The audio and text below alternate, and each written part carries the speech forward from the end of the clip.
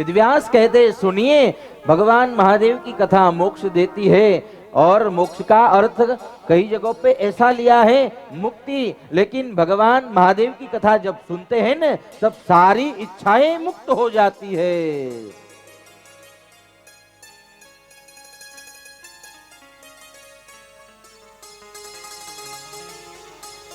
सभी देव आपकी इच्छा पूर्ति करने के लिए है, लेकिन अगर भगवान महादेव की कथा सुनते हैं तो आपकी इच्छा ही समाप्त हो जाती है और आप भगवान में जुड़ जाते हो।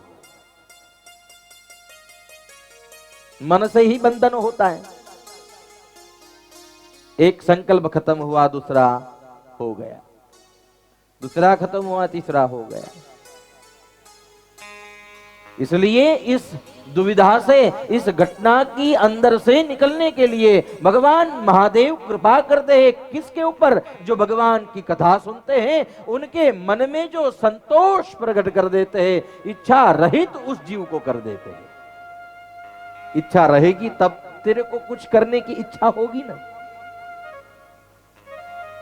मेरे महादेव की कथा ऐसी है, सभी की इच्छा ही खत्म कर दे। एक दिन की बात, भगवान महादेव की कथा सुनाते हुए सुत जी कहते हैं, बहुत पहले की बात मैं आपको कहता हूं,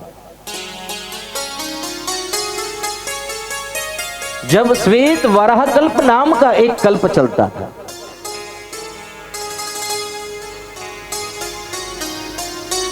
जब उस कल्प का आरंभ हुआ तब त्रिवेणी के संगम नजदीक जाकर 6 उत्तम कुल के ब्राह्मण इकट्ठे हुए हैं।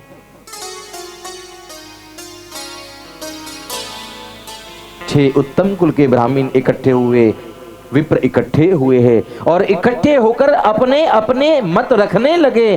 भगवान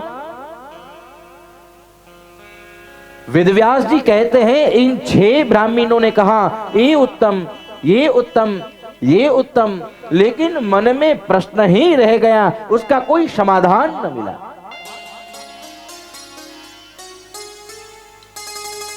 इस सृष्टि में कौन श्रेष्ठ है, कौन श्रेष्ठ है, कौन श्रेष्ठ है, ऐसा ही मन में दुविधा सभी ब्राह्मण, जो 6 ब्राह्मण, जो उत्तम कुल के ब्राह्मण, उनके मन में होने लगी।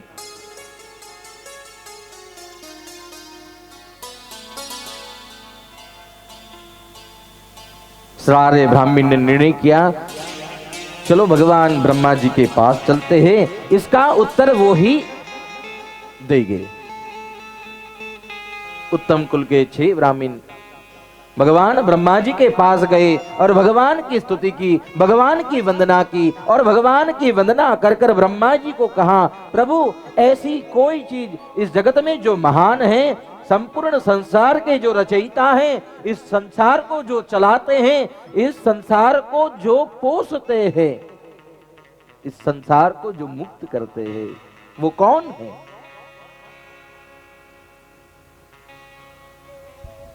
ऐसा प्रश्न पूछते ही ब्रह्मा जी ने कह दिया, सुनिए, आपने बहुत अच्छा प्रश्न पूछा है, क्योंकि आप जो प्रश्न पूछते हैं वो मेरे महादेव, मेरे इष्ट, मेरे अपने इष्ट के विषय में है।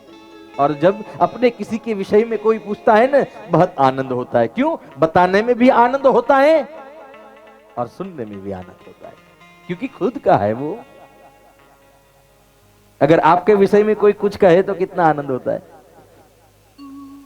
ऐसे ही ये ब्रह्मा जी इस 6 कुल के उत्तम ब्राह्मण जो थे उनको कहा, आपने जो प्रश्न पूछा है उनसे मेरे बहुत नजदीक का वास्ता है, क्योंकि वो मेरे इष्ट है।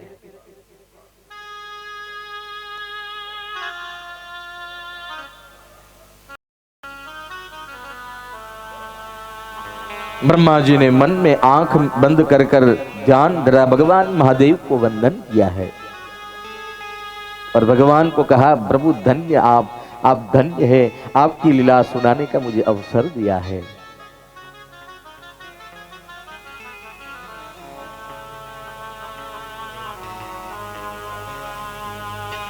भगवान महादेव की कथा सुनाने के लिए कहे, ब्रह्मा जी कहते हैं, सुनिए, आप जो पूछ रहे हैं उनको तो मेरी वाणी, ये मेरे जो शब्द है ना वो भी शब्द चित्र बना नहीं सकते, असमर्थ है।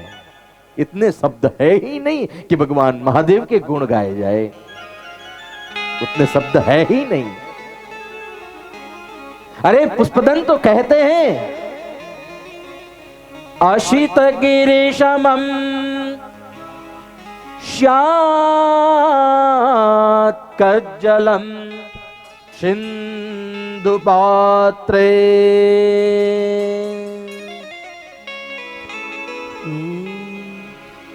शूर तरुवर्षा लेखनी पत्र मुर्वे लिखित यदि गृहीत्वा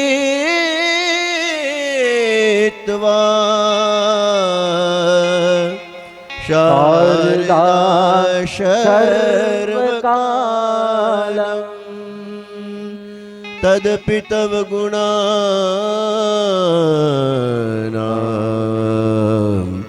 निष्पारं नयाति।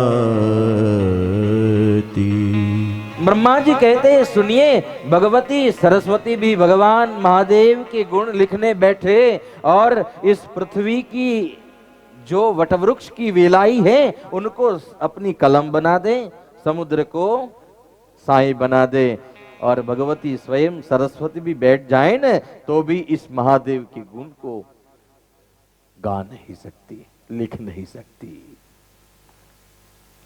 मेरे महादेव अनंत कृपा सागर है। भगवान महादेव मेरे इष्ट है, समस्त संसार के स्वामी हैं, समस्त संसार के भगवान हैं। परम भक्ति से ही वो दृष्टि गोचर हो गए। परम भक्ति कौन सी?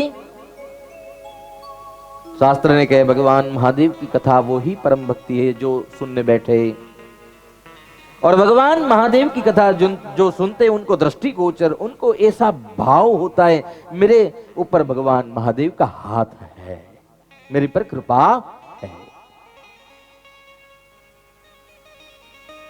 ज्यादा क्या कहूं मैं, भगवान महादेव की अगर दृष्टि आपको मिल जाए, भगवान महादेव की कृपा मिल जाए, दानव मानव असुर इन सबको मोक्ष की कृपा कर देते हैं। मोक्ष की व्याख्या इसमें ऋषि ने कही है, आपके मन के संतोष को बढ़ा दे और आपके मन की इच्छा को नष्ट कर दे, वही मोक्ष।